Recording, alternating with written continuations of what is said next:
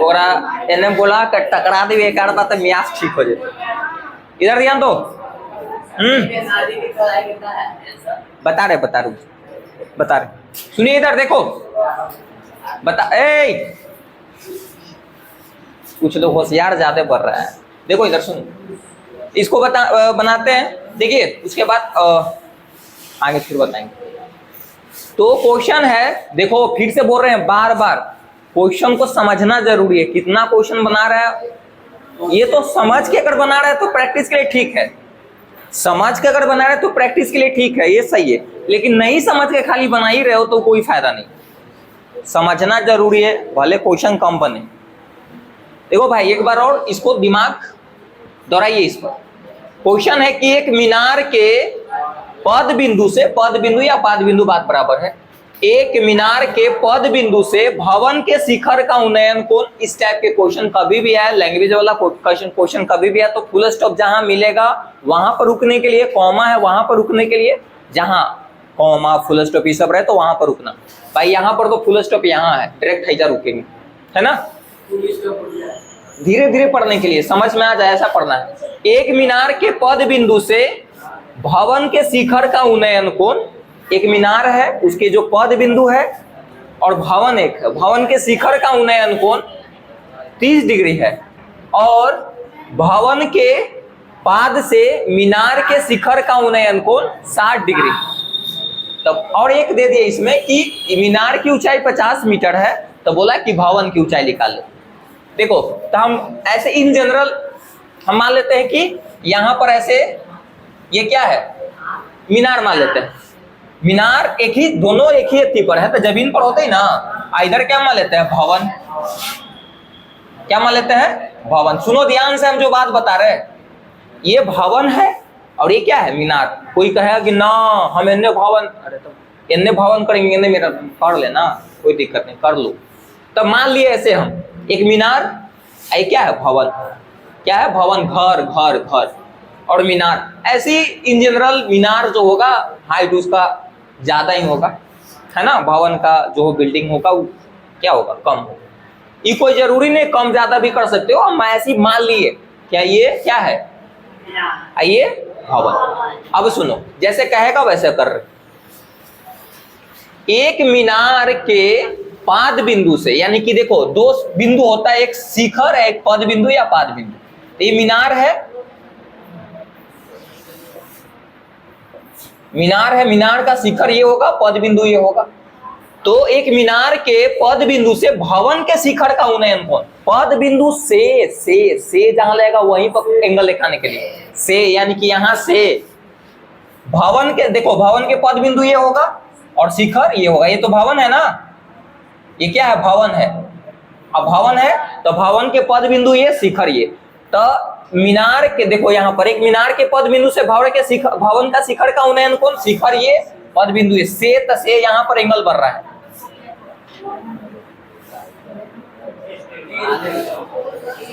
30 degree बोला है, देख लो। और देखो उन्नयन कोण बनने के लिए हमेशा क्या होना चाहिए, जिसको देखने वाला जिसको देख रहे हो ऊपर, तो ऊपर है ना, ये नीचे होगी। यहाँ से बात किया जा रहा है, जहां से बात करो वो नीचे होना चाहिए और वो जो देखने वाला बात हो रहा है या जो इसको ऊपर। अब देखिए और भवन के पाद बिंदु से, भवन के जो पद बिंदु यही ना है, मीनार के शिखर, मीनार के शिखर तो यही है, मीनार के शिखर का उन्नयन कोण, उन्नयन कोण मतलब यहां से ऊपर देख रहे हो है ना। उन्नयन कोण कितना है 60, यानी कि ये वाला जो है आपका कितना है 60 डिग्री। यदि मीनार की ऊंचाई दे दिया है कितना 50, यानी कि जो मीनार की जो हाइट है वो 50 मीटर हो तो बोला कि भवन की ऊंचाई ज्ञात करें। सुनो भाई ध्यान से समझो मेरी बात को समझिए। भवन की ऊंचाई ज्ञात करने के लिए, तो भवन की ऊंचाई है, भवन का ही है, इसको नाम हम दे देते हैं A, B, C और D। तो मान लो भवन की ऊंचाई H मान लेते हैं, तो मानते हैं यहाँ पर नहीं पता है ना, क्योंकि हाइट एंड डिस्टेंस भी इसको कहते हैं, हाइट एंड डिस्टेंस भी कहते हैं। तो हाइट नहीं पता तो मान लो डिस्टेंस भी नहीं पता या दूरी भी पता नहीं, तो मान लो कि ये भी दूरी भी नहीं पता तुमको, ये भी नहीं पता है या नहीं पता है, तो मान लो हाँ ये वाला पता है तो रहे। तो हम लिखेंगे माना कि भवन की ऊंचाई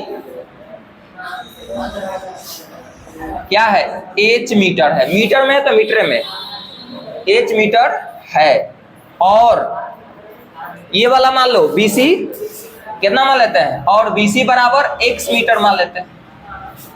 है तो दिक्कत या है, तो दिक्कत है भाई। दूरी को क्यों माने, क्योंकि दूरी यूज होता है ना, दूरी यूज होता है। अगला नंबर लग गया है कादुओं के पिटाने के लिए, हम देख लिए मुंह इशू को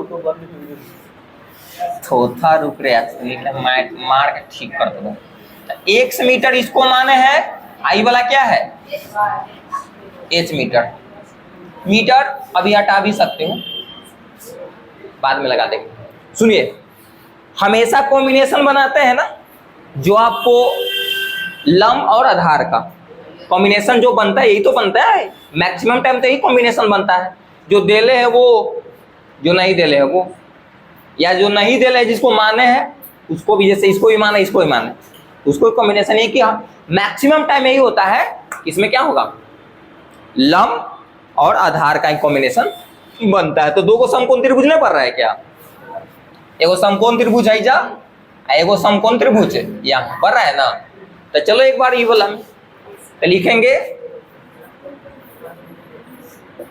और तुम लोग के तो पता है ना कि समकोण त्रिभुज के हिसाब से ही काम करते हैं।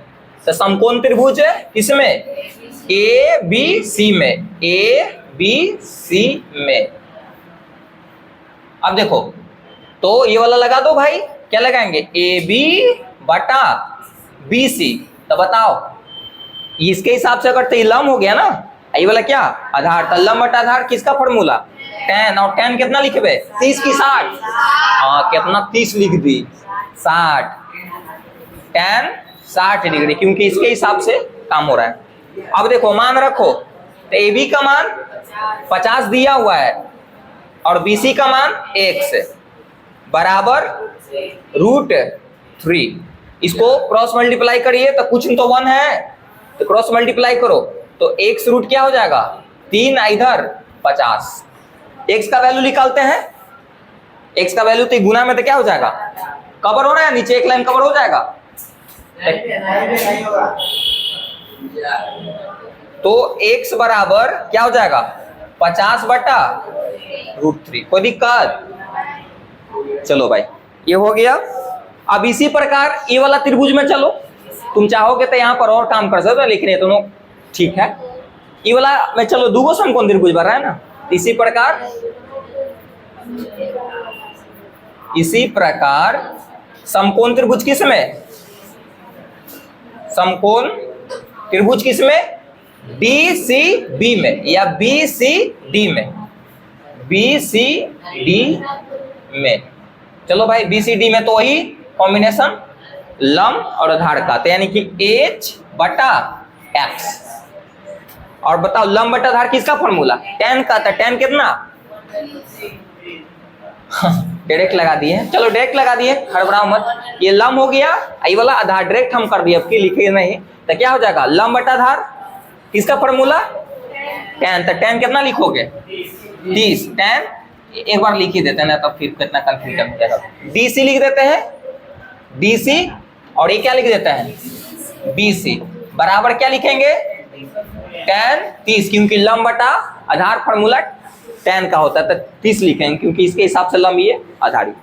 अब देखो वैल्यू रखो, तो DC का मान कितना है लगा था कि ज्यादा का समझ गया बहुआ।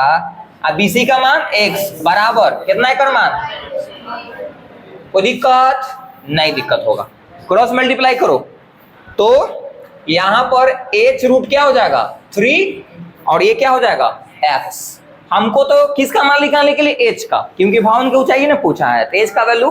अब बाकी जो वैल्यू पता है वह उसको रख देंगे, तो x का मान तो हमको पता है ना, x के ऊपर लिख सकते हैं ना, इतना h का मान निकल जाएगा। एक काम करिए, तो गुना में है तो भागा में जाएगा, तो ऐसे हो जाएगा, क्या ऐसे होगा। अब x का वैल्यू पता है ना, x का वैल्यू पता है, देखो ये, हाँ ये वाला है, तो रख दीजिए x का, क्योंकि हमको तो h चाहिए।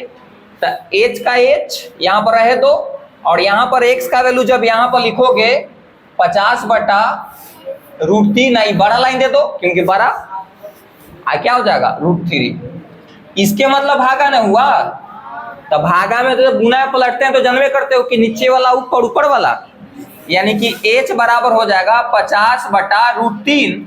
समझो कि इसके नीचे भी कुछ तो एक है, तो गुना में होगा तो एक ऊपर और √3 नीचे, हो गया। और देखो h का h 50 का 50 ऊपर और √3 इसको गुना होगा तो क्या होगा, एगो 3 निकल जाएगा। अब डिवाइड करो, डिवाइड भी कर सकते हो, या पूर्णांक भी, पूर्णांक के रूप में भी लिख दो। कितना 18 मरबल तक याद है, ठीक है कर दे, 16×3 = 48 है ना। तो क्या हो जाएगा, तो पूर्णांक में अगर लिखोगे तो 16 यहाँ पर, 3 नीचे और 2 ऊपर, पूर्णांक में हम लिख दिए, और इतना मीटर होगा ना, बस यह हो जाएगा मीटर, यानी कि भवन छोटा है ना। समझ में आया? कोई दिक्कत? कोई दिक्कत है तो पूछ लो भाई, कहीं भी दिक्कत है तो बताइए।